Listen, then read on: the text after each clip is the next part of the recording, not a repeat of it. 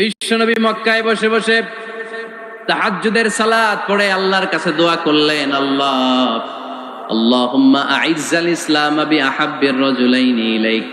ও আল্লাহ, দুইজন লোকের নাম বলবো, দুইজনের দরকার নেই, এই দুইজনের একজনকে আপনি ইসলামের সুশীতল ছায়া তলে এনে ইসলামকে বিজয় দান করে দেন। মুহূর্তের মধ্যে দোয়াটা কবুল করে নিয়েছে কে? বিশ্বনবী বললেন, আল্লাহ, দুইজনের নাম বলবো আজকের দোয়ায়।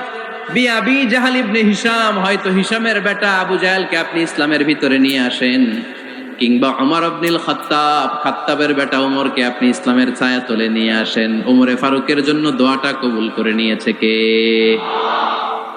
মক্কার যে অবস্থা, আল্লাহর হাবিব সাল্লাল্লাহু আলাইহি ওয়াসাল্লাম বুঝলেন মক্কার এই দুইজনের একজন যদি আমার সাথে না থাকে তাহলে মক্কায় দাওয়াতি কাজ চালিয়ে যাওয়া যাবে। আল্লাহরে বললেন, আল্লাহ, বেশি চাই না, এই দুইজনের একজন, হয় আবু জাহেল নয় ওমর।